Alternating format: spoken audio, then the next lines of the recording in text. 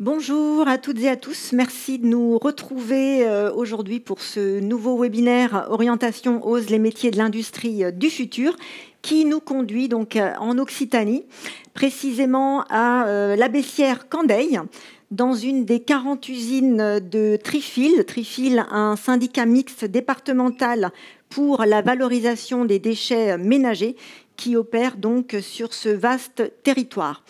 Alors, je me présente, je suis Martine Assard, je suis responsable de l'Observatoire des métiers et des compétences à la direction générale de l'Institut Mines Télécom, donc un établissement public qui regroupe donc 8 grandes écoles, 7 écoles d'ingénieurs et une business school. Et nous sommes donc présents sur l'ensemble du territoire.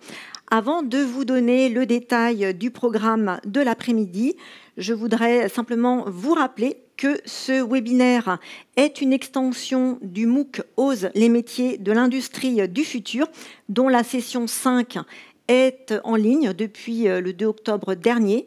Et pour rappel, ce MOOC est aussi un parcours découverte sur 6 grandes fonctions clés de l'industrie, puisque ça va de la recherche à la conception, production, maintenance, analyse des données, supply chain, logistique et management, à travers 18 grands métiers clés qui vous permettent de pouvoir en savoir un petit peu plus concernant et les voies d'accès et les activités, et également toutes, on va dire, les caractéristiques de ces métiers selon leur niveau de qualification. Donc, vous pouvez retrouver ce MOOC sur la plateforme FunMOOC, qui est d'ailleurs notre partenaire.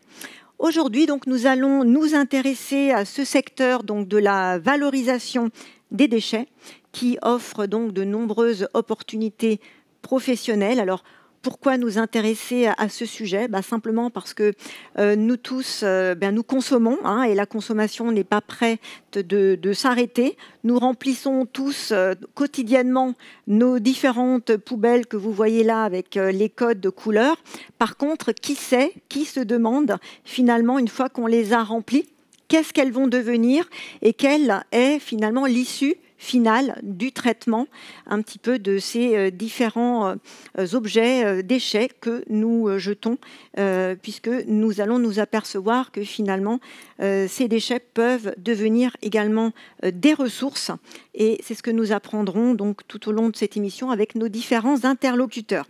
Alors je vous disais qu'effectivement, donc à l'heure des grands enjeux écologiques, énergétiques, eh bien ces métiers de ce secteur industriel de la valorisation des déchets, eh bien, elle va prendre de plus en plus de place, de par déjà l'émergence de nouveaux métiers, puisqu'on parle d'experts en environnement, d'experts en énergie renouvelable, mais on oublie aussi qu'avant d'être dans ces nouveaux métiers, eh bien, nous avons également des métiers traditionnels qui opèrent également au quotidien, donc au service de ce secteur.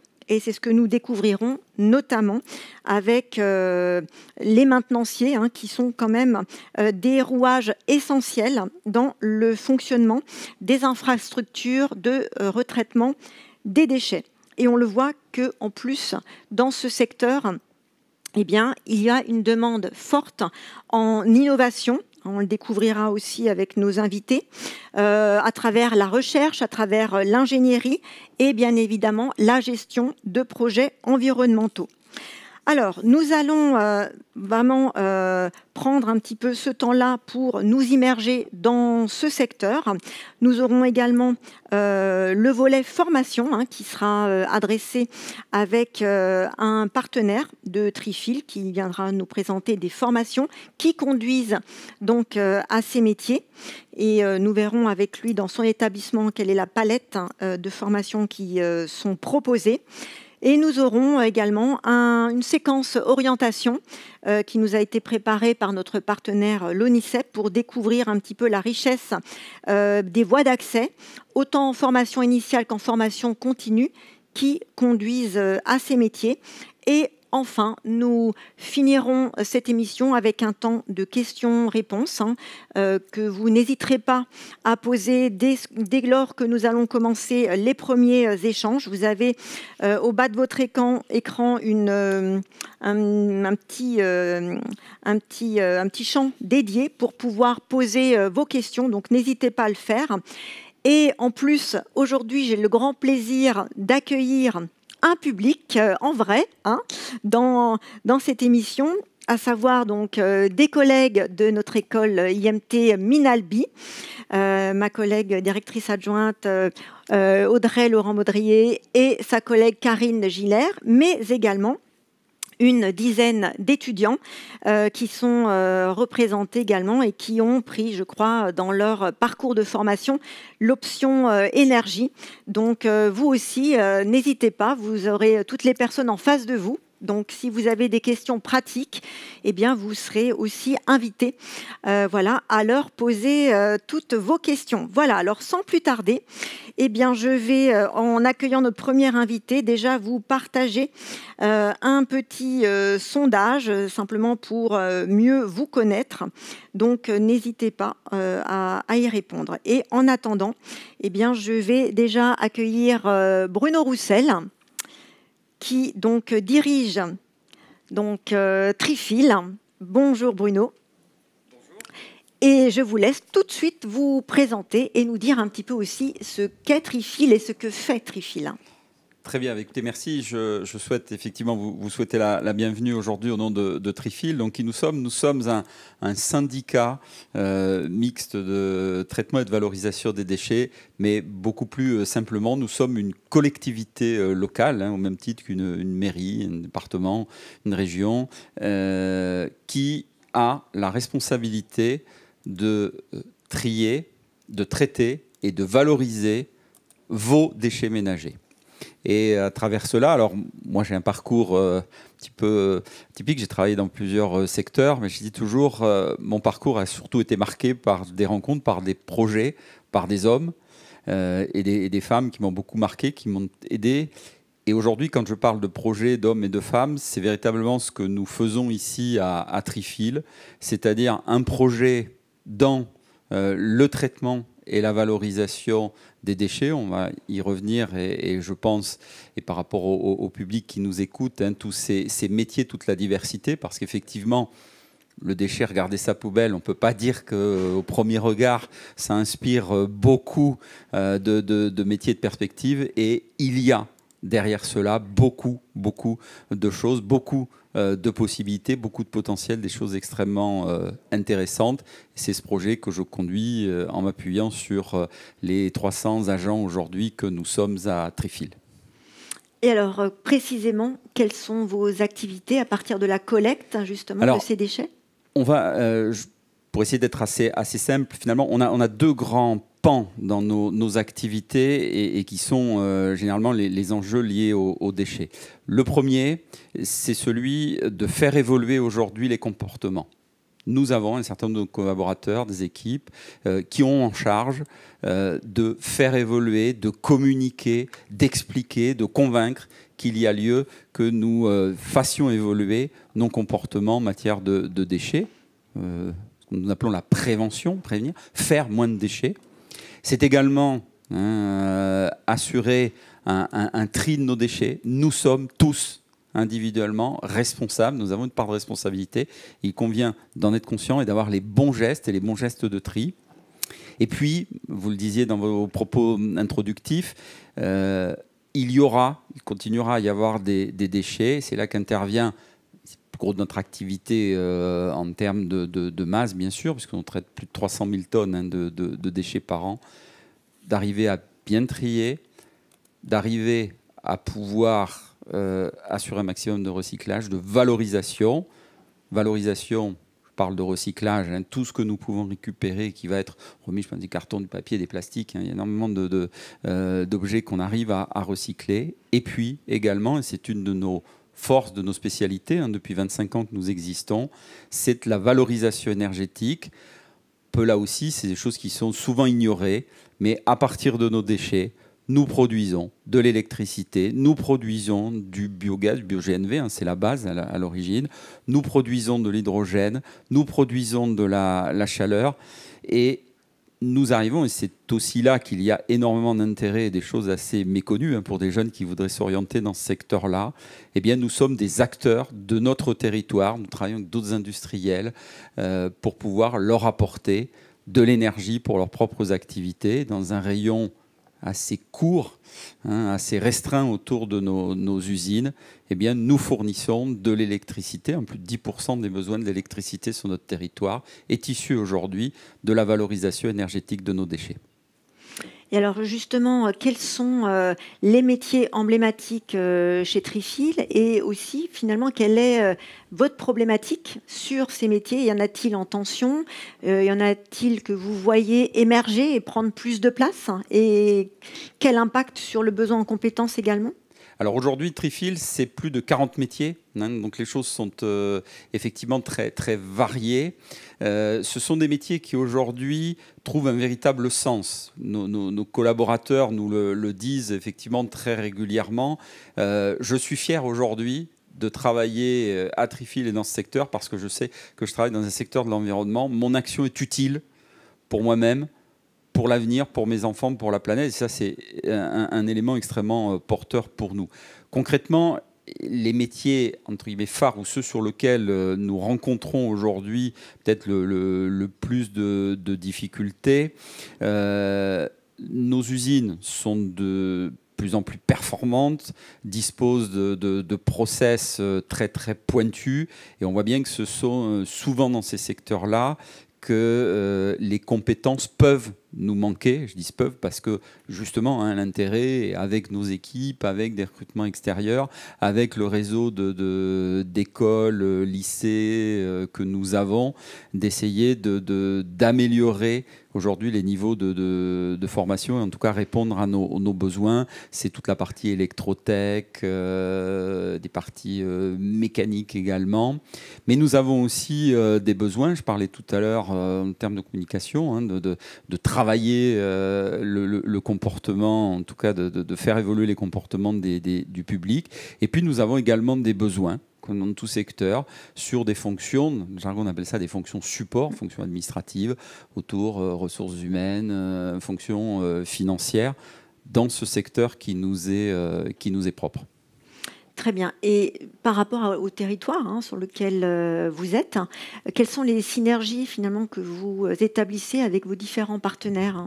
Alors, elles sont extrêmement nombreuses. Je le disais en introduction, nous sommes une collectivité locale composée. Nos décideurs sont des élus locaux qui sont extrêmement attachés, hein, eux-mêmes sont vraiment en tant qu'acteurs territoriaux, à ce que nous développions un maximum de relations. Et ces relations, j'y ai fait référence dans mes propos précédents, elles se fondent avec... Alors, en matière de formation, par exemple, hein, je parle d'écoles, l'école des mines d'Albi, des lycées autour de nous, lycée albigeois en particulier. Ce sont également beaucoup de relations avec des entreprises voisines, parce que tout à l'heure, je parlais d'énergie. Nous avons tissé des liens extrêmement étroits. Nous fournissons de l'énergie à un certain nombre d'acteurs locaux. Bien sûr, le traitement des déchets se fait avec toutes les collectivités locales hein, sur le territoire. Donc, un réseau véritablement performant, extrêmement dense et quotidien. Hein, nous prévalons d'être des acteurs du circuit court en matière de déchets et nous y sommes extrêmement attachés. Et alors, si vous aviez un message justement à adresser aux jeunes, en plus on en a là qui sont déjà quelque part orientés dans des cursus particuliers, qu'est-ce que vous leur diriez pour les inciter à venir renforcer un petit peu vos équipes? Parce que je crois qu'en plus, vous êtes beaucoup sur l'innovation à Trifil, beaucoup sur la R&D, donc vous avez des choses qui sont susceptibles quand même de stimuler la curiosité, l'intérêt d'élèves ingénieurs en plus, mais pas que. Mais pas que, voilà, c'est de façon générale. Alors, je dirais, oui, pour illustrer votre propos, nous disposons d'une cellule innovation-développement que nous étoffons d'ailleurs actuellement. Mais de façon plus générale, à tous ces jeunes qui pourraient s'intéresser à ce secteur, le premier élément, c'est casser peut-être une idée reçue. Quand on dit déchets, j'ai dit tout à l'heure, regardez sa poubelle, ça n'a pas l'air d'être très sexy comme ça, en disant, mais qu'est-ce que je peux travailler à partir de ma poubelle? Enlevez-vous cette idée de la tête. Il y a derrière tout un processus de collecte, de traitement. Vous le voyez là, hein, différents, vous voyez des poubelles, vous voyez des couleurs différentes. Il y a derrière nous une usine toute nouvelle de traitement et de valorisation des déchets qui a un exemple aujourd'hui, en tout cas, d'innovation, de process. Tout ça, ce sont des choses qu'il a fallu imaginer, qu'il a fallu mettre au point, qu'il a fallu passer à l'échelle industrielle. Trifil, c'est 300 000 tonnes de déchets par an.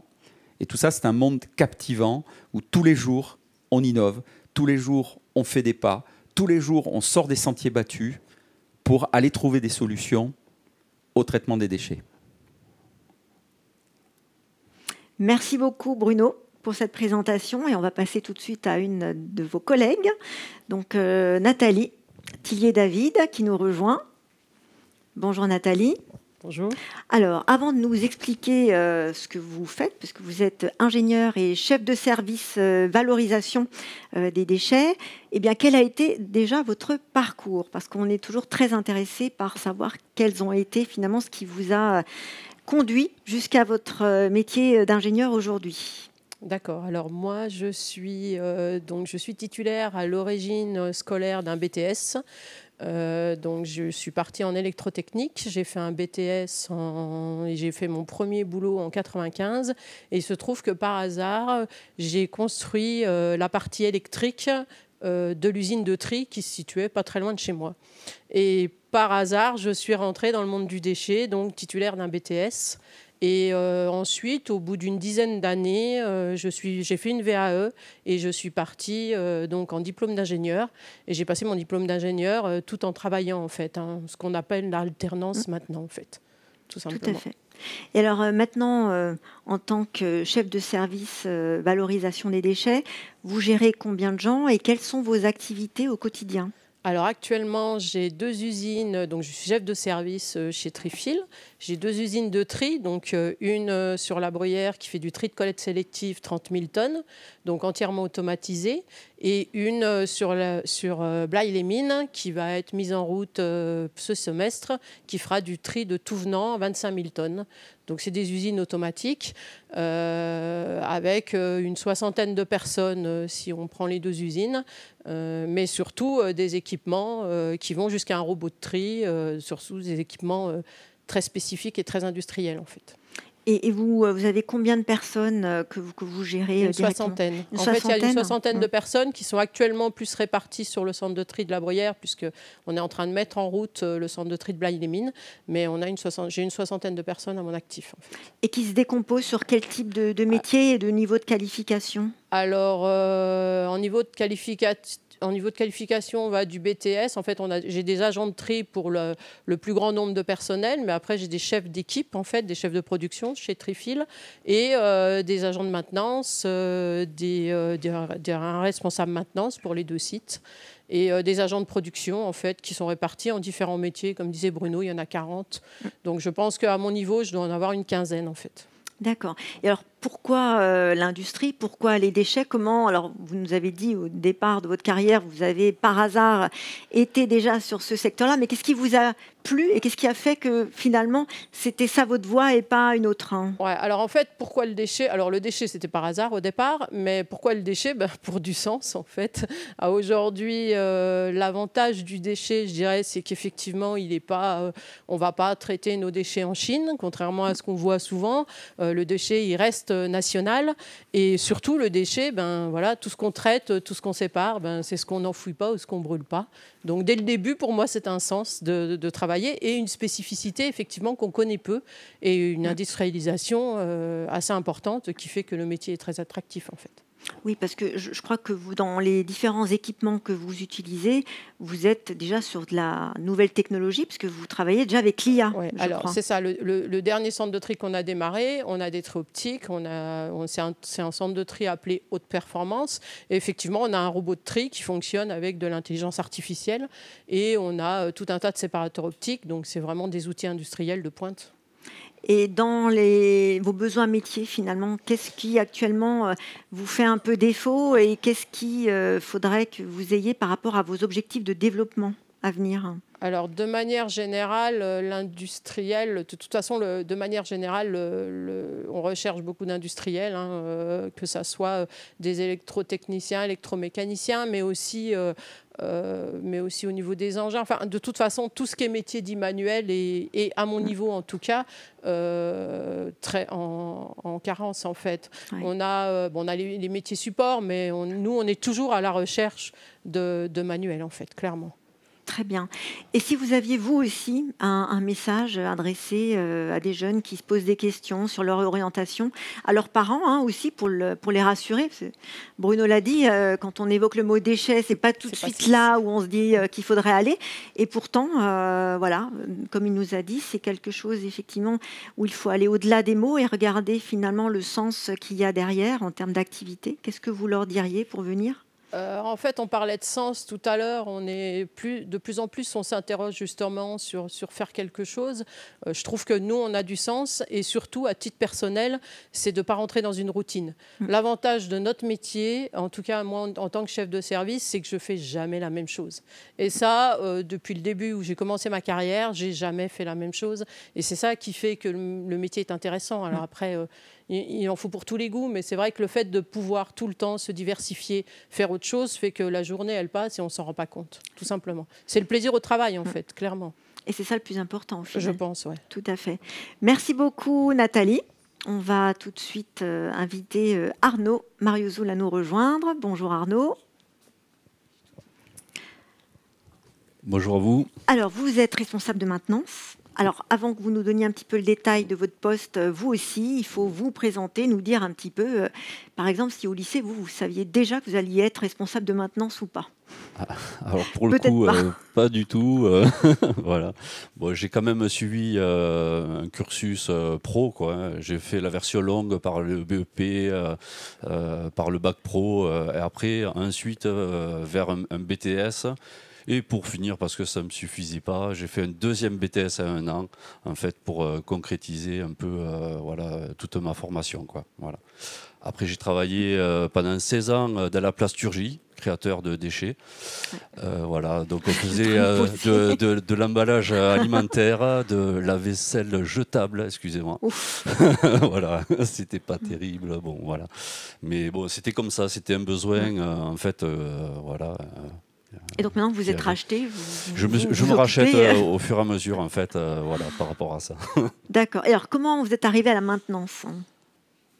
En fait, l'envie de découvrir, voilà, de belles technologies, voilà, c'est vraiment ça qui m'a porté. Et là, quand j'ai vu qu'il y avait un poste à Trifil avec ce nouveau centre de tri, les différents équipements, la technologie qu'il y avait, comme on en parlait, robots, trieurs optiques, des trommelles, bon, voilà, toute une série d'équipements qui permet de trier nos déchets.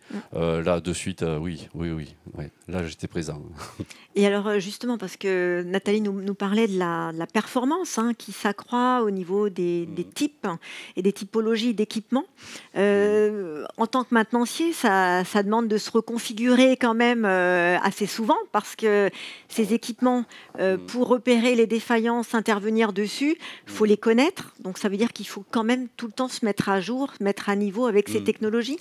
Oui, tout à fait, oui. Après, voilà, ça fait un peu plus d'1 an qu'on tourne et je peux pas dire que je connais réellement, honnêtement, tout le centre de tri et un peu les subtilités en fait de chaque équipement, quoi.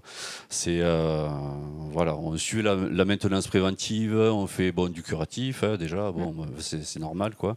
Mais c'est un équipement qui est quand même exigeant. Au niveau, voilà, il faut des compétences techniques, il faut qu'on suive très bien le suivi de la maintenance préventive.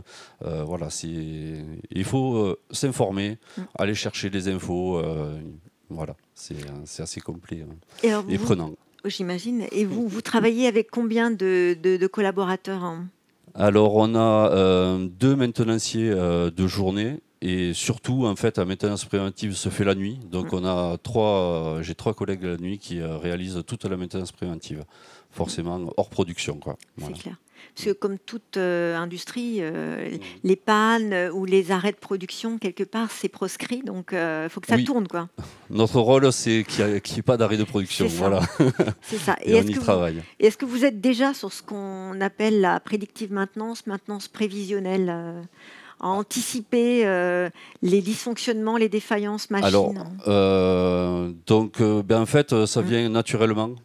Parce qu'en fait, lors de nos surveillances et en fait, par rapport à ce qu'on observe sur le centre de tri, on fait déjà ce genre de maintenance. Oui.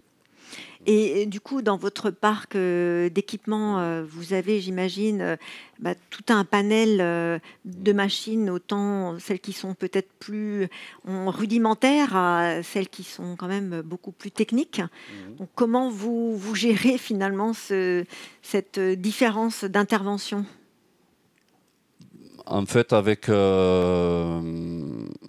l'expérience, voilà, ce qu'on observe, en fait, ce que nous donnent aussi les constructeurs, hein, aussi par rapport au plan de maintenance qui nous confient, et après avec l'expérience de terrain, en fait, ça nous permet d'aiguiller nos efforts sur un équipement ou l'autre, quoi.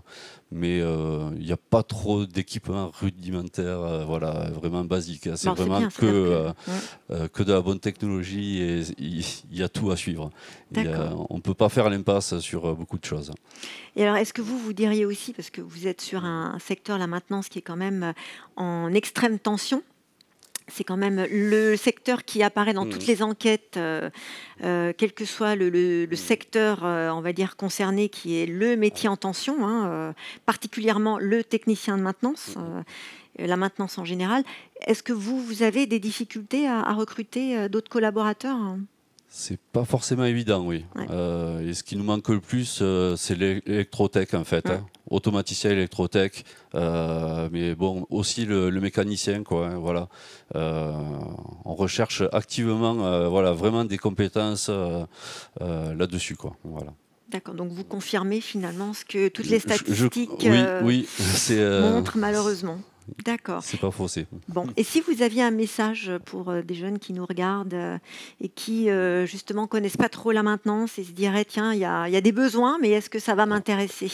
Alors pour le coup, si vous voulez pas vous ennuyer, venez dans le secteur de la maintenance. Il y a de quoi faire.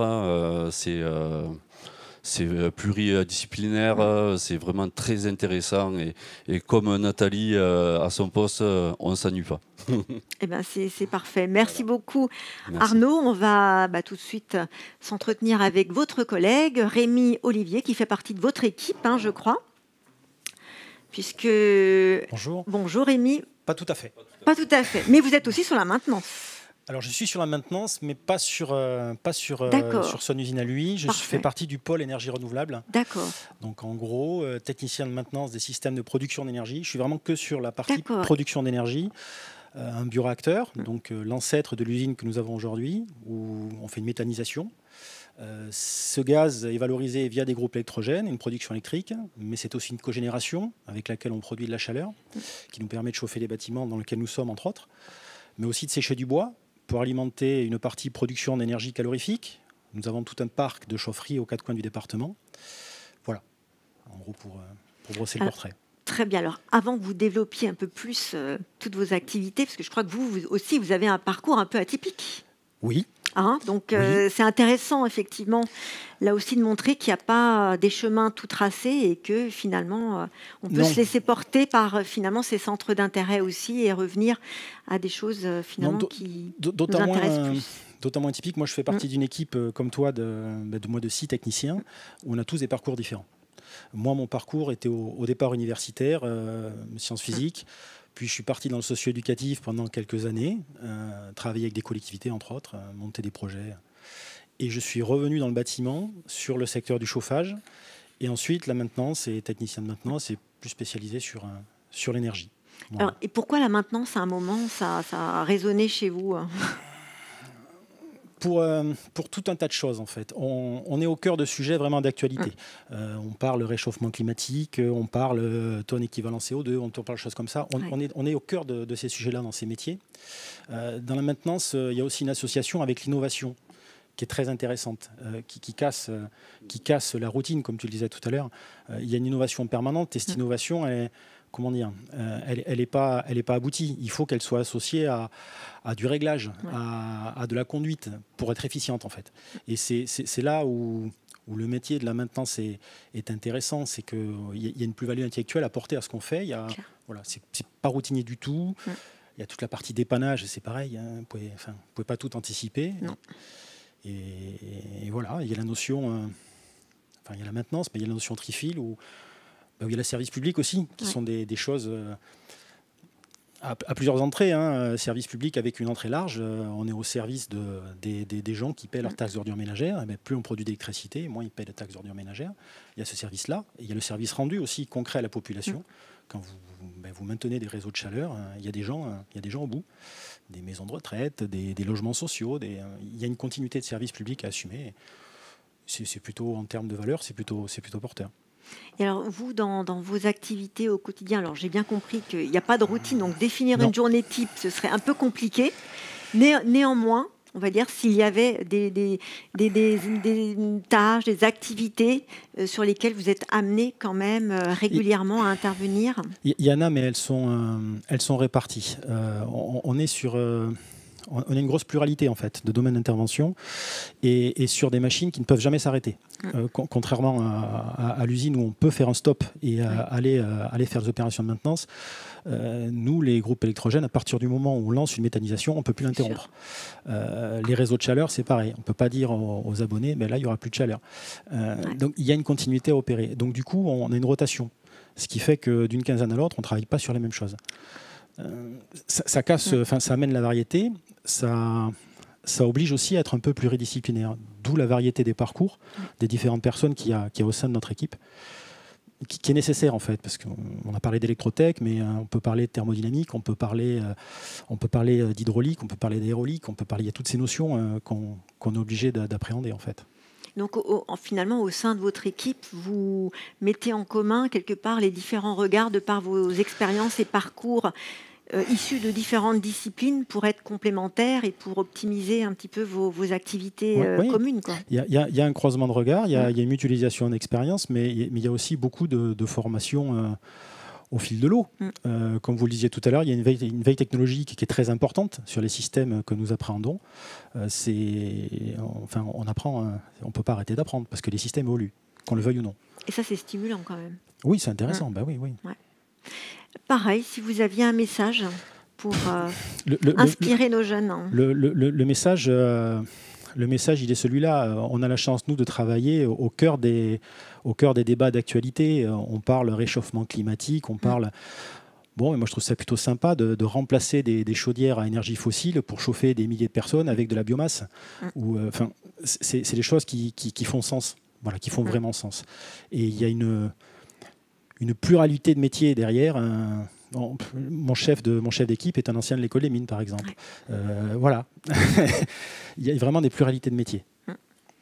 Donc c'est bien, il y a une richesse finalement de parcours. Oui, et ce sont des parcours qui restent ouverts, comme le disait Bruno tout à l'heure, ce sont des métiers très en tension. Donc technicien de maintenance, ça ne définit pas une expérience. C'est clair. Ça ouvre la porte à énormément d'expériences. Ça peut commencer à Trifil, se poursuivre ailleurs. Bien sûr. Voilà. C'est très ouvert. De toute façon, la maintenance, elle est quelque part transverse à tous les secteurs industriels. Tout à fait. Elle n'est pas limitée à un secteur donné. Super. Merci beaucoup, en tout cas, Rémi. Et on va là, solliciter l'intervention de Florian, qui... Alors, vous êtes encore étudiant, Bonjour, Florian. à tous. Bonjour. Oui. Du coup, et vous travaillez en alternance chez Trifil. C'est ça. Et vous illustrez aussi quelque part, finalement, qu'avant de trouver sa voie, on peut aller un petit peu chercher son inspiration un petit peu partout. C'est vrai. Hein? Alors, je vous laisse raconter votre parcours. Oui, moi j'ai un parcours un peu atypique, on va dire, sinueux. Donc en 2019, là j'ai 22 ans actuellement, j'ai passé un bac général scientifique, option maths. J'ai toujours eu un attrait pour les sciences et donc je savais que je voulais partir là-dedans plus tard, dans mes études supérieures. Mais je ne savais pas exactement ce que je voulais faire. Donc j'ai décidé d'aller en IUT mesure physique à Toulouse. Parce que c'était assez généraliste et que il y avait le mot physique dedans. En gros, j'avais pas trop d'idées pour le coup. Pendant l'année, je me suis rendu compte que ça me plaisait pas du tout. C'était pas trop mon domaine. C'était beaucoup d'électrotechnique, électricité et tout ça. Et moi, ça me correspondait pas. Par contre, il y avait une petite partie chimie dans la formation. Et ça m'intéressait beaucoup. Et du coup, en creusant un peu, j'ai découvert un attrait initialement pour la pharmacie, la production de médicaments. Et du coup, j'ai fait une première réorientation en première année d'études de santé, dans l'idée d'aller en études de pharmacie. C'était une année assez compliquée parce que c'est un concours quand même qui est difficile et je me suis pas énormément retrouvé dans l'aspect médical. Du coup, je me suis à nouveau réorienté. Là, après c'est fini. En BUT génie chimique, génie des procédés à Paul Sabatier à Toulouse.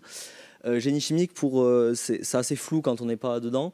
En fait, c'est la physique et la chimie, mais appliquée à l'industrie, en fait, aux unités industrielles. Donc, on n'est pas vraiment sur des paillasses, on est plus sur des unités de plusieurs tonnes. Voilà. Donc, initialement, c'était pour travailler en pharmacie, mais au cours des enseignements et des projets, etc., j'ai découvert quand même un attrait pour l'environnement. Voilà. Et aussi, j'ai fait quelques projets sur les déchets, donc voilà, je savais que je voulais travailler là-dedans. Au bout de 2 ans de BUT, j'ai eu l'occasion de continuer en école d'ingénieur. Donc, j'ai rejoint l'ENSA 7 à la Beige, en génie chimique. J'y suis du coup depuis cette année. Et je suis en alternance en parallèle à Tréfil. Voilà. Et alors, du coup, qu'est-ce que vous faites du coup, comme activité à Tréfil, précisément? À Tréfil, Bruno Roussel en a parlé tout à l'heure. Je suis au sein de la cellule innovation, donc plutôt recherche et développement. La cellule innovation, de manière générale, c'est en fait on travaille sur tous les projets d'innovation, avec notamment sur les déchets, donc essayer de valoriser au maximum les déchets de plus en plus pour leur donner au plus possible une deuxième vie. Mais c'est aussi d'autres projets, ça touche un peu à tout, l'hydrogène, le photovoltaïque, voilà, dans une idée de valorisation énergétique et matière. Et moi, spécialement, pendant mes 3 ans d'alternance, je vais surtout travailler sur la valorisation de nos émissions de CO2, parce qu'il y a sur tous les sites, il y a des émissions de CO2, et la diminution de l'enfouissement des déchets. Parce que même si il y a beaucoup de filières quand même à Tréfil, il reste à peu près 20% des entrants qui sont encore enfouis, parce qu'on n'a pas de filière dédiée. Et moi, je dois trouver des nouvelles voies de valorisation pour les valoriser au maximum. Voilà. Et donc, vous avez 3 ans, le temps de votre alternance, c'est ça, pour arriver à trouver une solution. C'est ça, exactement. On travaille dessus. Voilà, et alors, est-ce que c'est ça, finalement, qui vous plaît, qui vous intéresse aussi en tant que futur ingénieur? C'est de pouvoir, finalement, arriver à solutionner les 20% qu'on enfouit, de déchets avec lesquels on n'a pas de solution tout de suite, et de vous dire, mon job, c'est de voir comment on peut aussi trouver une solution pour valoriser ces 20%, ou en tout cas une partie de ces 20%. C'est ça qui vous stimule le plus, finalement? C'est ça. Moi, j'ai toujours quand même voulu travailler, depuis que je suis au BUT, j'ai toujours voulu travailler quand même dans l'innovation, la recherche et développement. Et là, c'est vrai que c'est un sujet qui est quand même très ouvert, en fait. Notamment l'enfouissement, c'est vraiment super ouvert. Il y a des projets qui existent, mais c'est encore récent. Là, on parle vraiment de déchets ultimes, des choses qu'on ne sait pas traiter encore. Et donc, c'est ça qui m'intéresse, vraiment discuter avec les porteurs de projets, les partenaires, etc., pour voir si c'est possible d'en faire quelque chose. Et voilà. Et si je peux apporter ma pierre à l'édifice Tréfil en réduisant un petit peu encore plus les déchets, c'est... Et alors du coup, gagnant. Par rapport à vos enseignements là en école d'ingé, par rapport à ce que vous faites chez Tréfil, est-ce que il y a une source d'alimentation qui vous permet de dire tiens, ça je l'ai vu en cours, ça peut être une piste pour travailler, pour orienter Tréfil vers des solutions? Bien sûr. Alors l'innovation, surtout à Tréfil, là, c'est assez multicompétences, dans le sens où en fait, j'applique un petit peu tout ce que je vois en cours quand je fais de la veille technologique ou quand je discute avec des partenaires, je discute avec des clients. J'ai besoin de toutes mes connaissances pour pour savoir si les projets sont viables, s'ils sont intéressants, voilà, regarder au niveau énergétique si ça marche bien, etc. Et oui, après, alors pas encore, parce que là, mon école d'ingénieur, pour l'instant, c'est assez généraliste pour l'instant. On commence à spécialiser au deuxième semestre. Mais c'est vrai que là, je vais commencer à rentrer dans des... On va parler de méthanisation, on va parler de choses un petit peu plus précises qui m'aideront, c'est sûr, à trouver des procédés innovants. Et donc, vous avez un super terrain de jeu là, chez Trifil pour les années à venir. Là. Exactement, c'est ça. Je voulais aussi voir avec vous, finalement... dans quoi vous projetez dans les 3, 4, 5 ans à venir? En tout cas, quand vous aurez votre diplôme d'ingénieur, est-ce que vous resterez chez Trifil? Bon, eux espèrent que vous oui, hein, mais voilà, vous, c'est quoi vos projets finalement? Alors, donc évidemment, si Trifil souhaite me garder, je m'adresse à Bruno Roussel. Moi, je suis partant, vraiment. Donc ça, j'en sais rien pour l'instant, mais ce qui est sûr, c'est que moi, j'ai envie de continuer à travailler dans l'environnement, les déchets et l'innovation. Voilà, ces trois points que j'ai actuellement dans mon alternance. C'est sûr que j'ai envie de continuer là-dedans, parce que c'est un secteur d'avenir, c'est un secteur qui est plein d'innovation et plein de changements, constant changement, et parce que je suis content d'œuvrer pour la planète et pour... Donc pour vous, les déchets, c'est bien une ressource, c'est pas quelque chose qui est un rebut dont on se débarrasse juste comme ça, quoi. Bien sûr, oui. C'est vrai que comme l'ont dit les autres, ça a une connotation un petit peu de saleté. On se dit que c'est pas brut comme ça augure rien de bon, mais au final, en fait, derrière, il y a surtout en génie chimique, surtout dans mon secteur, il y a au final derrière, c'est un panel de voies de valorisation, un panel de procédés qui sont super intéressants.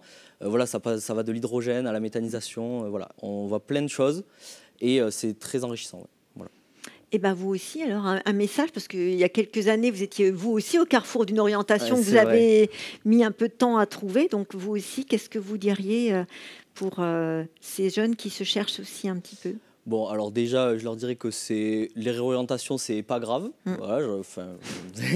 Ça arrive, c'est important de prendre son temps pour trouver sa voie. Après, au niveau du secteur des déchets, au niveau de l'industrie, c'est un secteur qui est hyper innovant et qui est très dans l'air du temps, en fait, parce que, comme l'ont dit les autres, on a besoin de... ce secteur, c'est un élément clé pour qu'on arrive à un développement durable, à quelque chose un respect complet de la planète. Donc travailler là-dedans, c'est quand même super intéressant. Et donc s'orienter vers les déchets, c'est être dans un secteur en constant développement. Moi, je vois quand je fais des veilles technologiques, etc., j'ai toujours des nouveaux projets, des nouveaux processus. Donc c'est super enrichissant et c'est très intéressant au quotidien. Voilà. Merci beaucoup, Florian. Merci à vous. Et on va passer au volet formation pour voir un petit peu de l'intérieur quelles sont les différentes voies pour accéder à ces métiers avec Jérôme Fabry. Bienvenue Jérôme. Alors Jérôme, vous êtes professeur agrégé en mécanique, professeur en BTS CPI au lycée Rascol d'Albi et qui, je crois, travaillait pas mal avec Trifil. Oui, c'est exact. Voilà. Alors, bonjour à tous. N'hésitez pas à commencer par vous présenter parce que vous aussi, on voudrait connaître votre parcours. Voilà, donc moi je suis effectivement professeur agrégé. Aussi, je suis co-responsable de la plateforme technologique. Et donc c'est à travers cette plateforme technologique que nous sommes amenés à travailler régulièrement avec Trifil, notamment soit sur des projets, soit tout simplement en trouvant des stages auprès de Trifil pour nos étudiants. Donc, pour ce qui est de mon cursus, moi j'ai été très tôt très curieux, mais pas de ce qui se passe chez mon voisin, mais plutôt de tout ce qui est technologique.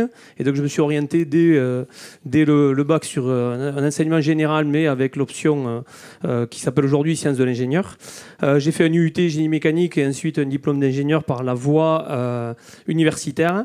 Et je crois que en cours de formation, je me suis rendu compte que j'avais envie de transmettre cette passion pour tout ce qui est technologique. Et donc, je me suis engagé vers l'enseignement en passant par l'école normale à Cachan et en obtenant l'agrégation. Voilà, donc mon premier poste a été à l'ICAM Toulouse, une école d'ingénieurs dans laquelle j'enseignais en classe préparatoire. Et depuis 6 ans, je suis venu sur le lycée Rascol où effectivement j'enseigne en BTS et j'anime la plateforme technologique. C'est ça. Alors, quel type de BTS, quel type de formation le lycée Rascol propose, qui peuvent être aussi en lien avec ces métiers et ce secteur? Alors le lycée Rascol, c'est un gros lycée général, technologique et professionnel, puisqu'on a environ 2000 élèves ou étudiants dans le lycée. Alors je ne vais peut-être pas présenter toutes les formations qui existent, puisqu'il y a un certain nombre de formations qui ne concernent pas le sujet d'aujourd'hui. Juste peut-être les citer, mais effectivement, il y a un bac technologique en gestion. Alors ça correspond au métier support, et des BTS associés à ce bac technologique, un en compta-gestion et un autre en technico-commercial.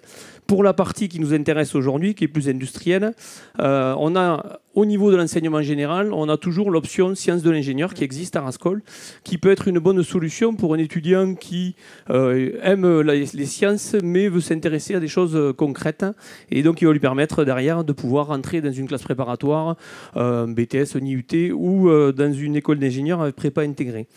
On a ensuite en enseignement technologique le bac STI 2D qui se décline en quatre filières, en 4 options.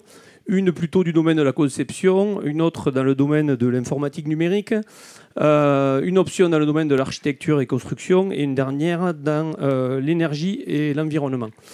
Typiquement, ce bac STI 2D va permettre de pouvoir aller, pour les meilleurs et les plus motivés, dans une classe préparatoire qui s'appelle TSI et qui existe aussi à Rascol, et qui d'ailleurs fait partie des très bonnes TSI de France, qui va donc permettre d'accéder aux écoles d'ingénieurs et aux très bonnes écoles d'ingénieurs. Ce bac qui va permettre de pouvoir aller en BTS ou aussi en BUT. Ensuite, on a un gros, et c'est la particularité du lycée Rascol, on va dire dans le Tarn, mais aussi en Occitanie, c'est d'avoir 6 BTS industriels et 6 bacs professionnels. Alors, pour illustrer peut-être ces formations-là, je vais m'appuyer un petit peu sur ce qu'on a pu entendre ici dans les métiers qui sont exercés à Trifil et puis dans le matériel qui est installé. Juste en amont, on a 2 bacs pro qui n'ont rien à voir avec le sujet d'aujourd'hui, mais quand même je tiens à les citer, qui sont des bacs professionnels dans la maintenance automobile, puisque l'automobile reste quand même bien pratique, pour notamment aller au boulot.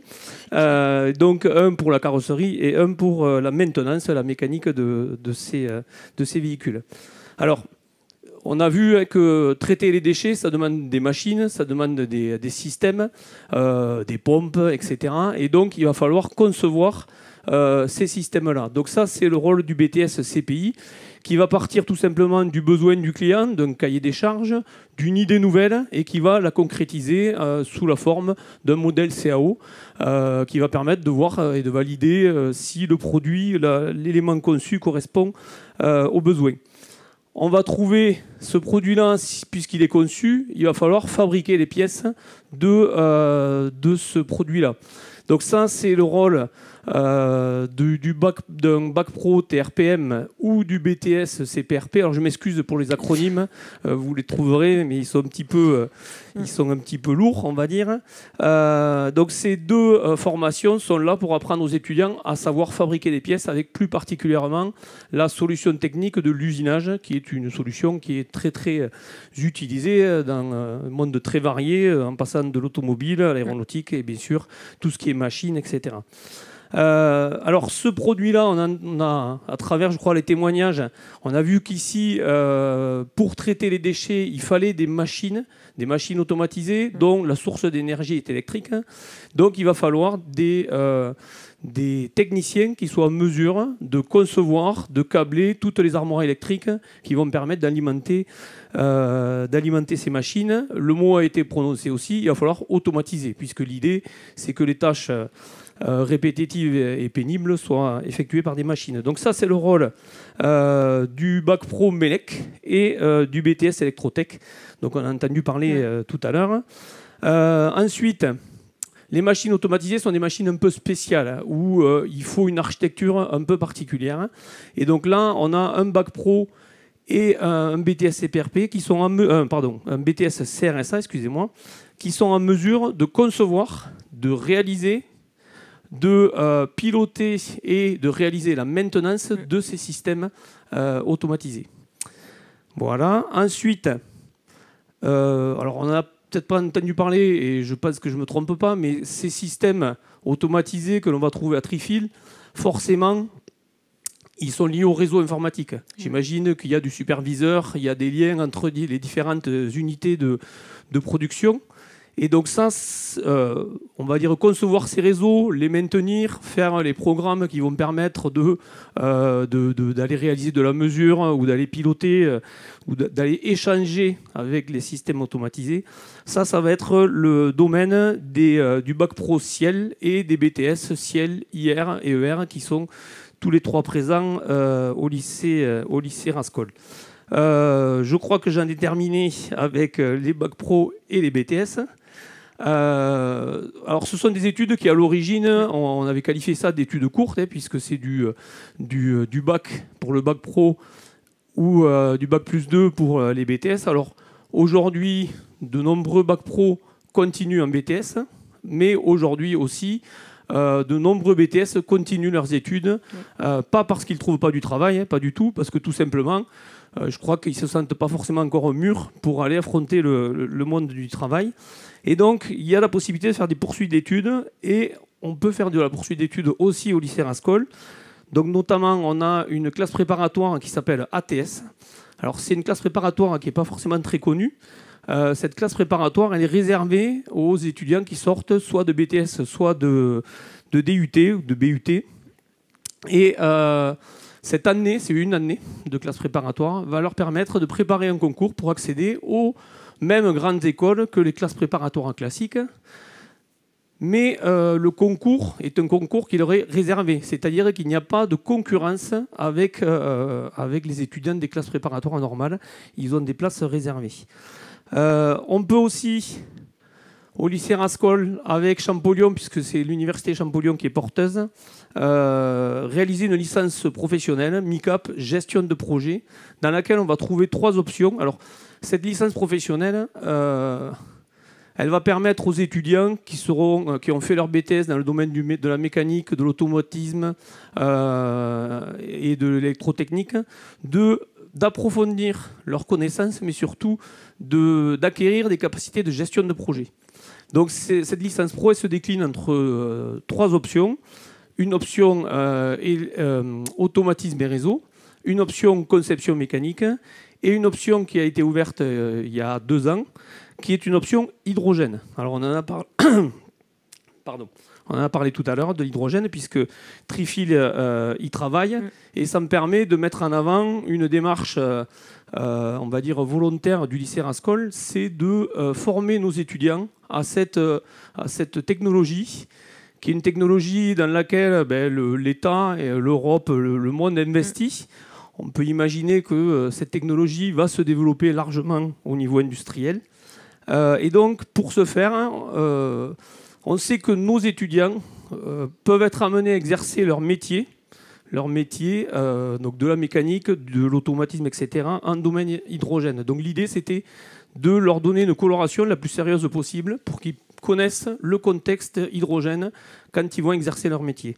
Donc pour ce faire, on fait 6 heures d'enseignement en plus à nos bacs professionnels, à nos 6 bacs professionnels sur l'hydrogène, et 8 heures de formation auprès de BTS, avec, sur certains BTS où on va dire le fond s'y prête, de passer une semaine entière d'enseignement sur l'hydrogène, que ce soit dans les matières professionnelles, mais aussi dans les matières générales, le maths, les français et la physique. Voilà. Alors, écoutez, bravo, parce que ça fait un beau panel de formation. Écoutez, vous l'avez été. Et ma question, c'est que dans tous ces parcours de formation qui sont très scientifiques et pour certains même très techniques, alors je ne devrais pas le poser, là, cette question, mais je vais quand même vous la poser. Est-ce qu'il y a beaucoup de filles? Parce que la grande question actuellement, c'est un désintérêt assez important des filles vers ces filières scientifiques et techniques. Et est-ce que ça se traduit par une réalité qui est celle-là dans votre établissement ou pas vraiment, où vous avez des effectifs homogènes? Rassurez-nous. On est malheureusement loin d'avoir des effectifs homogènes. Je n'ai pas fait de ces statistiques-là, mais effectivement, on est quand même sur des étudiants qui sont essentiellement masculins. Ouais. Et vous essayez de faire des opérations, peut-être comme beaucoup d'établissements, pour justement accéder, on va dire, en amont, collège, lycée, en tout cas à ces jeunes filles, pour leur dire pourquoi c'est intéressant aussi pour elles que d'intégrer ces filières. Alors plus largement, on essaie de faire de la promotion déjà des métiers de l'industrie auprès de l'ensemble des étudiants, qu'ils soient masculins ou féminins. Mais effectivement, notre lycée et notre proviseur, puisque nous avons une proviseure, est très attaché à cette thématique-là. Et donc, il y a un certain nombre d'actions. Alors, franchement, je ne suis pas forcément intégré à ces actions-là, donc je ne les décrirai pas toutes. Mais oui, il y a des actions pour faire venir les filles dans ces métiers-là, mais plus largement faire venir des jeunes dans ces filières-là, puisqu'il y a du travail. C'est clair. Et c'est des métiers qui sont en général passionnants. Oui, en plus, Nathalie en est la bonne illustration. Une femme dans l'industrie, en plus dans ce secteur-là. Et je crois que Nathalie, vous vous ennuyez pas et que vous y retrouvez toutes vos billes en tant que femme aussi. Donc voilà. Alors, vous êtes venu aujourd'hui, Jérôme, avec un de vos étudiants. Tout à fait. Qu'on va appeler tout de suite. Donc, Paul Morel, bienvenue parmi nous. Alors, écoutez, vous, pour nous illustrer un petit peu votre parcours et où vous êtes actuellement et pourquoi vous êtes arrivé, je crois que vous êtes en licence, me semble-t-il. C'est ça, je suis en licence pro MICAP actuellement. Et du coup, mon parcours actuellement, j'ai réalisé un bac pro technicien d'usinage, du coup TRPM aujourd'hui, au lycée Louis Rascol. Et après, j'ai fait un BTS CPI. Et par la suite, du coup, j'ai réalisé une licence pro MICAP pour continuer mes études. Donc j'ai un peu tourné aussi. C'est pas tous les jours qu'on voit quelqu'un qui vient du coup du bac pro technicien d'usinage finir en CPI. Et aussi partir du coup dans tout ce qui est licence pro spécialisée hydrogène, du coup qui compte de l'énergétique. Donc pour moi, je trouve ça intéressant. C'est très intéressant et vous avez un beau parcours. Est-ce que vous savez dans quel secteur vous voulez vous intégrer professionnellement En tout cas, actuellement, je suis vachement intéressé par tout ce qui est secteur des énergies renouvelables, notamment l'hydrogène, parce que j'y vois notamment un secteur d'avenir, des nouvelles technologies, notamment dans tout ce qui touche le transport actuellement. Et on retrouve aussi dans tout ce qui touche l'hydrogène, du coup le transport, et vraiment tout ce qui est vecteur énergétique aujourd'hui. L'hydrogène est une grande alternative et je pense va créer énormément d'emplois sur plus tard. C'est ce qui est prévu jusqu'en 2035 et 2050 pour d'autres secteurs industriels, tout à fait. Qu'est-ce qui vous plaît dans vos études, puisque vous avez eu justement un parcours un petit peu atypique aussi. Là, en licence pro, quels sont les enseignements qui vous stimulent le plus et qui vous font entrevoir finalement ce que pourra être votre métier plus tard ? Alors moi justement je suis parti en licence pro MICAP, donc gestion de projet, parce que j'ai découvert que la gestion de projet ça m'intéressait énormément, notamment pas forcément dans mon BTS justement, mais plus dans les actions en dehors, vu que j'étais représentant des élèves dans mon lycée, que j'ai fait plusieurs actions justement sur tout ce qui était écologie et développement durable. Du coup, je me suis rendu compte que ça m'intéressait énormément. Et comme je m'investissais pas mal dans tout ce qui était développement durable et écologie, je pense que je me suis intéressé un peu plus à l'hydrogène. Et grâce à la coloration, justement, qu'on a parlé, j'ai été la première année où ça a été mis en place. Au niveau des BTS, ça a permis de mieux découvrir les technologies utilisées, les métiers qui s'en rapportent. Et je trouve ça vachement intéressant, en tout cas. Et il y a un secteur en particulier, parce que l'hydrogène, maintenant, on le retrouve dans plusieurs secteurs. Oui, donc, c'est plus dans tout ce qui est conception et plutôt industrialisation. Même si on reste un peu sur une partie recherche, en fait, aujourd'hui, je me pense plus sur un secteur de faire passer ce qui a été fait dans la recherche, parce qu'il y a énormément de personnes qui y travaillent, mais il n'y a pas assez de techniciens aujourd'hui. On manque de techniciens supérieurs pour faire passer les innovations au niveau industriel, ce qui pose un réel problème sur le marché actuellement. C'est clair, et c'est vraiment une situation en plus inédite depuis 2 ans maintenant, que des tensions vraiment très importantes sur ce niveau technicien supérieur, tout à fait. Mais ce que j'ai pu me rendre compte, moi, quand j'ai du coup cherché des stages ou contacté des entreprises, c'est que énormément de personnes justement cherchaient des techniciens tout court pour des postes, et que le lycée Rascol avait eu justement un peu du mal à recruter parce que c'était pas assez vendu, on va dire, le niveau technicien.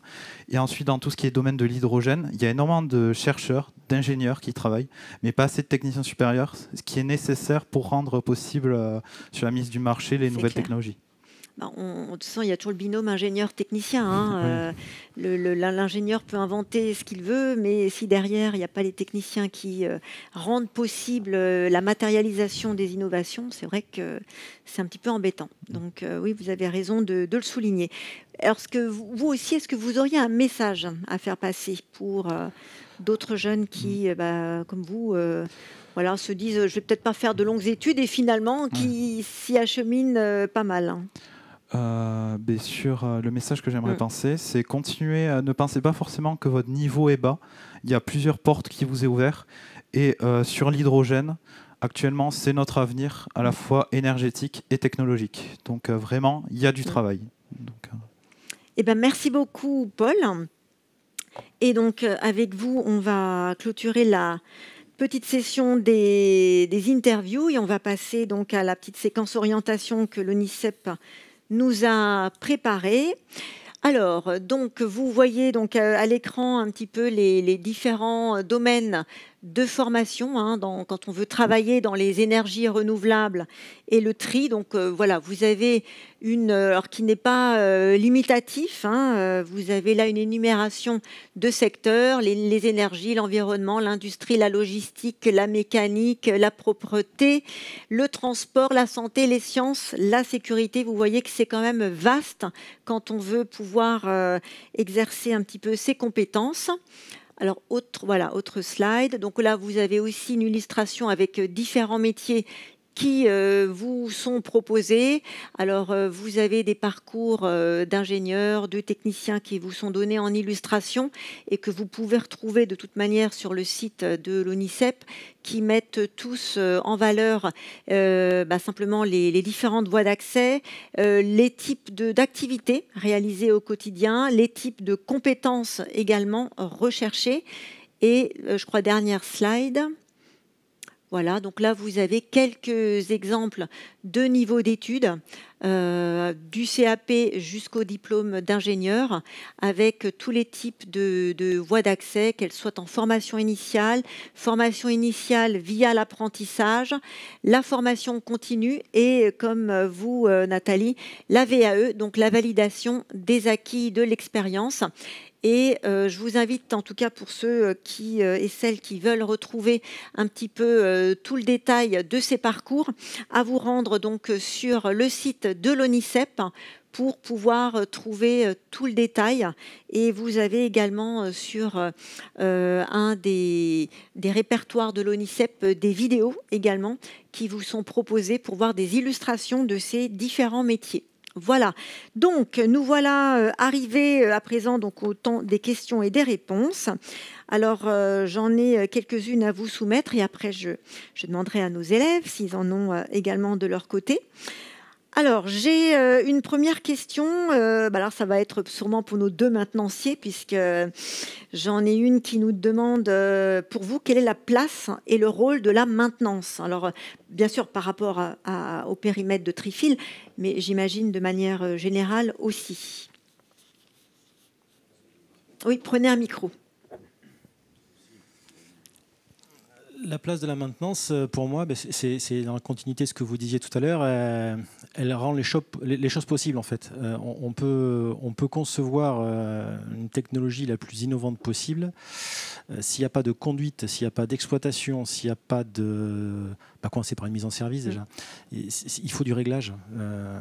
Parce qu'on joue maintenant, à peu près toutes les technologies sont devenues assez fines. Et on joue sur les pouillèmes, on joue sur du rendement, on joue là-dessus. Pour faire une illustration concrète, quelques années c'était la mode des chaudières gaz à condensation, mais si vous n'avez pas la bonne gamme de température, votre chaudière ne condensera jamais. La technologie est brillante, mais si elle est mal réglée, elle ne peut pas marcher. C'est clair. Voilà. Merci beaucoup Rémi. Alors là, une question pour Bruno. Alors Bruno, est-ce que vous recrutez des techniciens de maintenance ? Oui, oui, nous recrutons des... Alors, vous voyez, tous les quatre, là, on se regarde parce que c'est une réponse. J'ai envie de vous dire, allez sur le site de Trifil, vous allez voir aujourd'hui ce qu'on recrute. Et effectivement, le développement de nos unités industrielles, hein, ces 3 nouvelles unités qu'on a mis en service, ont développé notre besoin de compétences en matière de maintenance. Hein, c'est important. Et je crois, les uns les autres l'ont dit, je réponds en quantité quand je dis oui, nous recrutons, mais il y a quand même aussi des métiers qui sont de plus en plus pointus. Enfin, vous l'avez souligné tous les deux. Nathalie l'a souligné aussi en tant que chef de service, c'est son quotidien.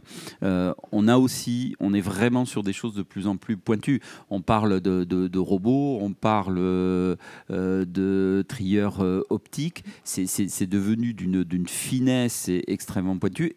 Et on s'aperçoit, à la question précédente qui était de dire quelle est la place aujourd'hui de la maintenance, elle est fondamentale, elle est essentielle. Aujourd'hui, un outil qui nous poserait problème, une petite partie de la chaîne, hein, et des fois c'est infime, c'est immédiatement une baisse de production, baisse de rendement. Donc il faut qu'on soit optimum dans l'ensemble de nos process de production. Donc on a des besoins quantitatifs, qualitatif, et nous recrutons. Et vous l'avez dit, c'est pas un point spécifique Trifil. Jérôme, hein, c'est pareil, on a beaucoup d'échanges. On a essayé de voir sur développer, pas les seuls, il y a pas mal d'entreprises ici sur le Tarn. On se tourne vers les établissements de formation, des apprentis, parce que c'est un process de formation qui est extrêmement intéressant, très riche, tant pour les jeunes que pour l'entreprise. Sauf qu'il arrive un moment où aujourd'hui, nous, entreprises, nous souhaitons pouvoir recruter, nous n'avons pas de jeunes intéressés. Et c'est là où on le dit, et vous le voyez à travers ces exemples, il y a des métiers extrêmement intéressants, il y a de la demande de la part des entreprises, ça doit coller. C'est clair. Et on est face à un trou, on est face à des manques. Bon, après, je pense qu'il y a une méconnaissance aussi à la base, hein, peut-être aussi en termes d'attractivité. Donc là, c'est bien déjà de les faire connaître et ensuite de se rendre compte en vous écoutant qu'effectivement, dans les activités, eh bien, ce que vous faites est complètement dans l'air du temps. En plus, ça a du sens. En plus, ça rend service à la collectivité. Donc, ça coche quand même pas mal de cases. Gardez le micro, Bruno, parce que j'ai encore une question, et peut-être même plusieurs pour vous. Quelles sont les retombées positives pour l'environnement et la région grâce à cette technologie innovante que vous illustrez et mettez en valeur à travers cette valorisation des déchets? Très clairement, c'est dans les chiffres, hein, les réponses aujourd'hui. Je vais vous donner 2 ou 3 chiffres. À 82% aujourd'hui des déchets que nous recevons sont aujourd'hui valorisés, soit parce qu'ils bénéficient d'un recyclage, soit parce qu'ils bénéficient d'une valorisation énergétique. Donc, alors évidemment, le rêve que l'on a, et tout à l'heure, Florian en parlait, et ce matin on a travaillé il va me présenter ses premières réflexions et propositions sur la valorisation du CO2, hein, ça fait partie d'une piste sur laquelle on va améliorer. Évidemment que nous, notre objectif, c'est 100%. Tout le monde souhaite, tous nos collègues souhaitent effectivement atteindre ce taux de 100%. Aujourd'hui, on est à 82%. On continue à progresser. Le deuxième chiffre aujourd'hui, en ce qui concerne le besoin énergétique, biogaz, hein, le biogaz que nous produisons aujourd'hui répond à 10% des besoins des ménages du territoire sur lequel Trifil est implanté. Alors pour beaucoup, 10%, c'est pas grand-chose. Moi, je dis aujourd'hui, vos déchets, c'est 10% de l'énergie que vous consommez. Voilà le message aujourd'hui qu'on envoie aux habitants de notre territoire. Par contre, on leur dit, on pourrait faire mieux, mais il faut nous y aider. Et là, vous visez concrètement les comportements, voilà. Finalement. Et ensuite, on parle là des comportements. Et puis, de façon générale, alors je ne veux pas être très long, mais les unités industrielles que nous avons mises en service ont des effets. Quand on parle de déchets, souvent on nous renvoie à des questions d'odeur, des questions de fumée si on est sur des process qui sont des process d'incinération. Tout ça aujourd'hui, c'est terminé pour nous, puisque les investissements que nous avons engagés, les process que nous avons retenus éliminent ce type d'impact sur le plan environnemental. Et alors, on nous demande également quelle est la capacité de l'usine de tri et de valorisation des déchets de Trifil. Alors, je vous le dis, il y a trois unités industrielles. Elles ont été construites et élaborées dans un double objectif. D'abord, nous avons intégré une baisse aujourd'hui de la production des déchets, résultat des politiques de prévention, des aspects réglementaires également, qui existent au niveau national. En ce qui concerne l'unité de traitement dit des ordures ménagères, la poubelle classique, plus les déchets de cuisine, nous sommes sur une capacité à 110 000 tonnes. En ce qui concerne donc les bacs jaunes, j'essaye de faire simple, on est sur une unité à 30 000 tonnes, tout ce qui est emballage, papier, carton. Et nous traiterons également un flux assez connu par tous ceux qui vont en déchetterie, c'est le tout venant de déchetterie, sur lequel on assurera une capacité de traitement de 25 000 tonnes. Tout ça correspondant donc à des chiffres de production sur notre territoire Trifil, c'est-à-dire de l'ordre de 400 000 habitants. Ouais. Qui sont des chiffres déjà considérables. Ça fait des volumes. C'est clair, c'est clair. Autre question, comment fonctionne concrètement le bioréacteur utilisé pour générer de l'électricité et du carburant à partir des déchets? Alors, je ne veux pas être monotone, mais peut-être Rémi, tu connais ça bien. Alors, comment ça marche? Alors, le bioréacteur, pour faire simple, nous on appelle ça un casier, c'est une grosse alvéole étanche dans laquelle on enferme des déchets, de la matière organique. C'est une fermentation anaérobie qui produit du méthane. Ce méthane, on met ces casiers en dépression pour le capter via des surpresseurs. On amène du gaz, on est sur un volume actuellement à peu près de 2200 normaux mètres cubes qu'on brûle dans 3 gros groupes électrogènes, comme le petit groupe électrogène, mais en beaucoup plus gros. Et ça produit en ce moment 3,6 MWh électriques. Plus, on doit être à peu près à 500 kW d'énergie calorifique pour notre plateforme de séchage bois, 200 pour chauffer tout ce qui est à chauffer ici. Et on a mis en place un ORC. Un ORC, c'est une turbine. Une turbine qui va produire de l'électricité à partir de la chaleur des échappements pour alimenter tout ce système, en fait, ce qu'on appelle l'électricité auxiliaire, les auxiliaires. Donc il y a plusieurs. C'est là où c'est très intéressant. On joue avec, on a des jolis jouets. Il y a plusieurs niveaux de cogénération. C'est sympa. Et pour rebondir tout à l'heure sur ce qu'il y a d'attractif dans le métier de technicien, c'est la variété, vraiment. Les journées d'Arnaud et les miennes n'ont rien en commun. Et un troisième technicien, sur un autre poste ou même ailleurs, aura encore des journées totalement différentes. Ça ouvre des carrières vraiment multiples. C'est clair. Voilà. Et dernière question, je crois. Alors, quels sont les principaux outils industriels mis en œuvre dans le processus de valorisation énergétique des déchets?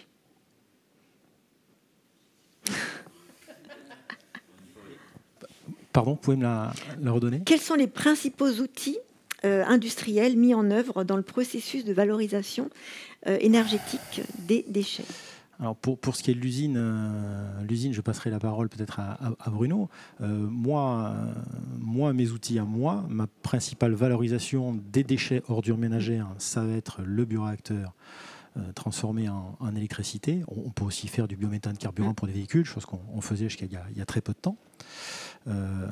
Ensuite, tout ce qui est partie thermie, tout ce qui est réseau de chaleur, là, il n'y a pas d'outils à proprement parler. On va récupérer tout le bois non traité qui est collecté en déchetterie. On va le broyer en interne sur notre plateforme, le sécher et alimenter des réseaux de chaleur. Donc transformer, encore une fois, des déchets en énergie. Et par là même, effacer autant d'énergie fossile qui était préalablement utilisée. Tout ça sur des systèmes qui sont mutualisés. Parce qu'on constitue des réseaux de chaleur et pas des petites entités. Donc vous augmentez le rendement, vous augmentez l'efficience, vous augmentez tout. Et vous réduisez la maintenance. C'est clair. Pas mal. Bruno, vous vouliez rajouter quelque chose? Ce que dire, globalement, on a une production aujourd'hui énergétique en équivalent, puisque on ramène tout en équivalent kilowatt, enfin en l'occurrence gigawattheure. On est sur une production totale, quand nos installations seront à plein régime, qui équivaudra à 350 gigawattheures d'énergie produite à partir des déchets. L'ensemble, effectivement, venant, alors Rémi a cité donc, le bioréacteur, donc à partir du biogaz, on produit de l'électricité.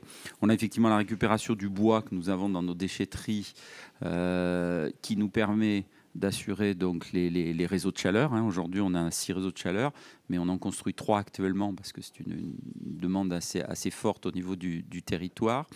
On a également donc une production avec la nouvelle unité de traitement de valorisation des déchets, notre siège, d'un volume encore plus important de biogaz que nous allons injecter directement.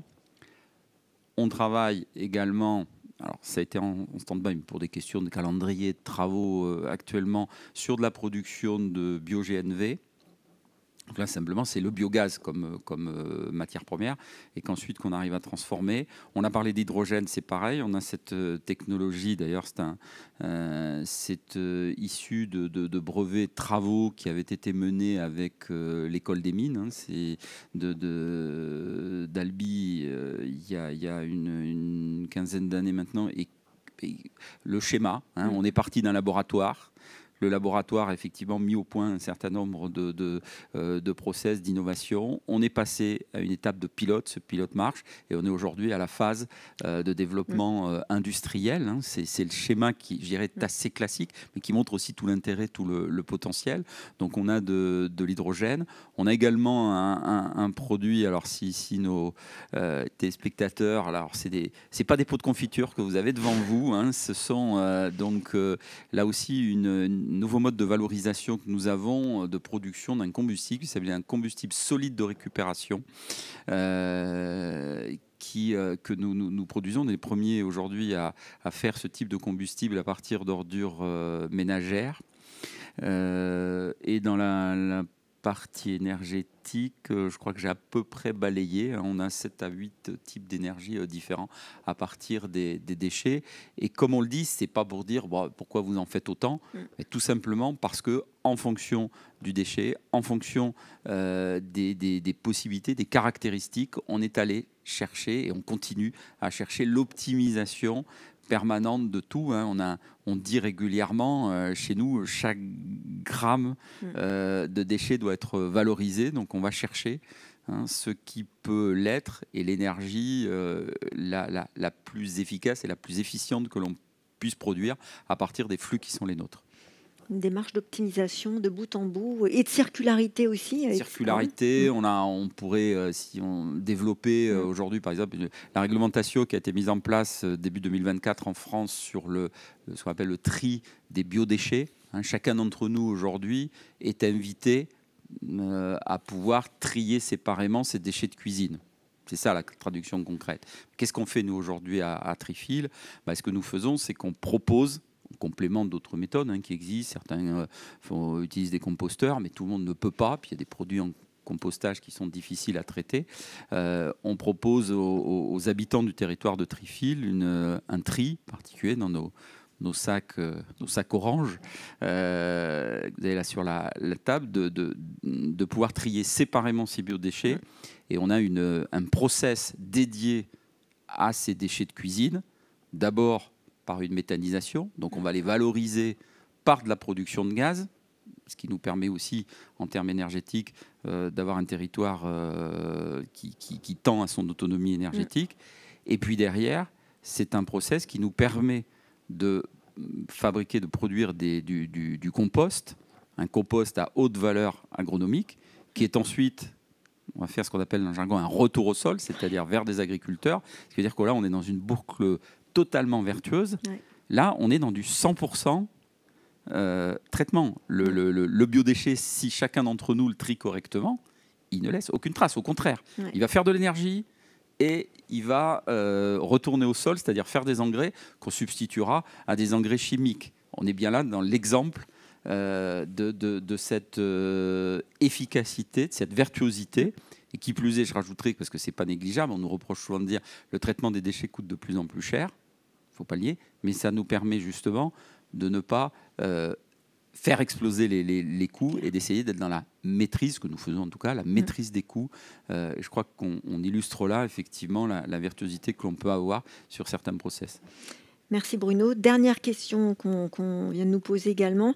Quelle brochure, site web, animation, ressources numériques mettez-vous à disposition des parents, des élèves, des jeunes filles qui aideraient à mieux connaître et valoriser vos métiers et votre secteur d'activité? Est-ce que vous avez des opérations ou des ressources spécifiques? Et est-ce que vous faites des visites d'ailleurs de votre site aussi? Alors là, c'est l'ancien chef d'établissement que je suis qui va parler. Mais oui, on est extrêmement attentif. On a, vous voyez, en termes de métier, par exemple, nous avons un service dédié qui travaille sur les changements de comportement, sur l'aspect communication. Et nous organisons très régulièrement, on y tient. Nos sites sont ouverts. Nous convions tous les acteurs du territoire, nous recevons très régulièrement pour venir visiter les usines, expliquer nos métiers. On essaye vraiment d'avoir une très grande disponibilité, d'être le plus proche possible citoyen, parce que nous sommes convaincus que c'est en expliquant, en démontrant que les choses évolueront. Je le dis systématiquement, ce sera peut-être là d'ailleurs un mot pour moi de conclusion, mais chaque fois que nous recevons des gens de l'extérieur, on prend un engagement. Jusqu'à présent, on n'a jamais été démenti, il a toujours été tenu. Quand vous venez voir, vous venez visiter nos installations, qui des déchetteries, qui des usines, systématiquement, la vue que vous avez de votre poubelle change. Le soir, vous ne voyez plus votre poubelle de la même façon. Et là, on se dit, on a fait un pas, on a gagné quelque chose. Il faut développer les circuits massifs dans vos usines alors. Merci beaucoup en tout cas à chacun, chacune pour vos interventions qui nous ont en tout cas permis d'en apprendre un peu plus. Et comme Bruno l'a justement souligné, de porter un autre regard, de ne pas juste jeter nonchalamment et avec inconscience comme ça nos déchets dans les différents bacs, mais bien de penser derrière à tout ce circuit qui conduit à des nouvelles énergies, à mieux... à minimiser notre empreinte aussi sur notre environnement. Donc c'est aussi, je pense, important et ça fait partie aussi de notre responsabilité que de pouvoir aussi nous poser ces questions sur ce que deviennent nos déchets. Je remercie donc Trifil pour son accueil, Ingrid Trichet pour, alors là, sa collaboration vraiment depuis des mois à nos côtés pour rendre possible cette émission. Et j'invite tout le monde à venir sur vos sites, parce qu'en tout cas, celui-là, franchement, il est magnifique. On a pu un petit peu déambuler dans vos locaux et bravo pour le choix, là aussi, intelligent, où on se sent bien. Donc, non seulement, on y travaille bien à Trifil, mais en plus, le cadre de vie est quand même appréciable. Donc, un grand merci à vous. Et alors, j'ai juste une question qui vient juste de s'afficher. Alors, j'ai juste une question qui me dit que faire pour une personne résidant sur un autre... Ah oui, alors ça, c'est des gens qui nous regardent depuis l'étranger, qui sont forcément intéressés. Là, je vous invite également à aller sur le site de Trifil pour avoir toutes les informations pratiques concernant leur activité. Et pour conclure, alors... Ah, mais oui, pardon, je remerciais tout le monde, mais du coup, oui, il y avait des questions dans le public. Merci Audrey. Alors, qui voulait poser une question? Alors, on va vous donner un micro. C'est bon, il y a un micro ou pas? Sinon, je viens vous l'apporter. C'est bon? Venez au centre, voilà, parce que de toute façon, la caméra ne peut pas balayer là-bas. Venez. Bonjour. Alors, présentez-vous aussi, du coup. Alors, je m'appelle Paul Ménestro, donc actuellement étudiant à l'école des mines d'Albi en 2e année, donc option énergie comme tous mes collègues. Et j'avais une question sur notamment, donc vous avez, il me semble expliqué que vous produisiez du méthane via les bioréacteurs. Donc, si j'ai bien compris, ce méthane est brûlé pour produire l'électricité ou de la chaleur, mais pour la production d'hydrogène. J'aimerais vous poser une question sur la méthode de production de cet hydrogène. C'est plutôt de la pyrolyse ou alors du vaporeformage, et comment après vous traitez en fait second produit, comme par exemple le monoxyde de carbone ou le CO2 qui est produit via ces procédés-là? Alors, j'ai très peu produit d'hydrogène. Là, je suis désolé, tu n'es pas face à la meilleure personne. En gros, on a eu un pilote de production vraiment expérimental d'hydrogène. C'était à partir de Reforma, de l'hydrogène. Je m'en suis très peu servi. C'est d'autres collègues, je suis désolé, qui étaient sur cette installation en particulier. Voilà, non, moi j'étais plus produit de biométhane carburant, parce qu'on a eu là par contre une vraie production de biométhane carburant pendant des années. On est parti sur un autre process maintenant que nous avons une usine pour le produire, mais sur l'hydrogène, je ne saurais pas t'en dire beaucoup plus. Alors, je vais ce que précise Rémi, la méthode, c'est le vaporoformage. Les technologies, les brevets dont nous disposons sont sur du vaporoformage, avec effectivement ensuite sur les sous-produits. Principalement, on est sur des questions autour du CO2, et là, ça rejoint tout le travail qui est engagé, que fait Florian, sur les possibilités d'utilisation, de valorisation du CO2. Alors, pour des questions assez sensibles aujourd'hui, on ne peut pas citer le projet le plus avancé que nous avons, mais très concrètement, dans les semaines qui viennent, on va lancer donc une opération, ce qu'on appelle un appel à manifestation d'intérêt auprès d'un certain nombre d'acteurs industriels pour l'utilisation de ce CO2. Alors évidemment, il a plusieurs sources. Voilà. Et sur la question spécifique de l'hydrogène, aujourd'hui, le projet, mais ça c'est une question, et l'ensemble, là je pense au niveau des étudiants, si vous travaillez sur cette question, vous avez dû très vite pointer du doigt qu'une des difficultés, je pense que c'est pas Jérôme qui me donnera tort là-dessus, c'est l'adéquation qu'il y a aujourd'hui entre la production et l'utilisation et les usages. Très concrètement, nous on avait un projet qui était prêt pour une production à 1,2 tonne d'hydrogène, là début 2024. C'est un projet qu'on avait il y a 2 ans. En fait, on a mis le pied sur la pédale, heureusement, parce qu'aujourd'hui, je produirais 1,2 tonne d'hydrogène, je fais tourner mon usine un jour et je l'arrête pendant 1 mois. Et quand je dis 1 mois, c'est en étant très optimiste. Donc on a cette question aujourd'hui. C'est pour ça qu'on travaille plutôt sur des montées en charge, l'idée, l'option, l'hypothèse. Alors, vous voyez, un exemple très concret du travail des ingénieurs, c'est de dire, écoutez, face à ce problème-là, qu'est-ce qu'on fait? On a travaillé et puis on a regardé en se disant, finalement, ce qu'il faudrait, c'est qu'on soit en capacité de produire, non pas faire une usine tout de suite avec une énorme capacité, mais essayer de travailler un petit peu comme on travaille. On a une belle image ici, c'est les Lego. Vous savez? C'est-à-dire, j'en mets 1, puis j'en mets 2, puis j'en mets 3, puis j'en mets 4. Et qu'on travaille comme ça avec des unités 200 kilos, 400 maximum. Quand j'en ai fait une, comment savoir que l'usage va passer la barre des 400? Je me mets en place mon deuxième Lego, puis je vais monter jusqu'à 800, puis après je monterai jusqu'à 1,2 tonne. Voilà quel a été notre raisonnement et où nous en sommes aujourd'hui. Merci. Est-ce qu'il y a quelqu'un d'autre parmi les étudiants et étudiantes qui avait envie de poser une question? N'hésitez pas. C'est bon? Bon. Merci alors à nouveau à chacun de vous d'être venu et de nous avoir informé un petit peu sur tout cet aspect valorisation des déchets. Donc, je vous informe également que d'ici demain, vous aurez le replay de cette émission qui sera d'ores et déjà disponible.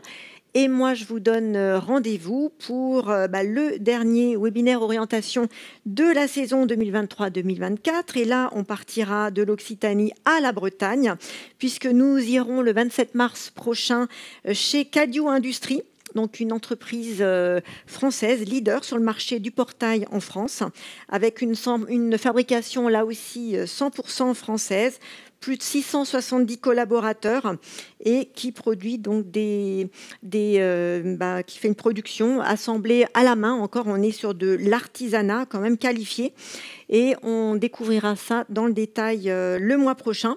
Entre-temps, n'hésitez pas à aller sur la chaîne YouTube de l'IMT pour découvrir ou redécouvrir l'ensemble des webinaires orientation sur différents secteurs et différentes fonctions clés de l'industrie. et aussi de faire peut-être un passage sur notre MOOC Ose les métiers de l'industrie du futur pour en apprendre un petit peu plus sur l'ensemble des secteurs industriels et des métiers. Merci beaucoup et à très bientôt. Au revoir.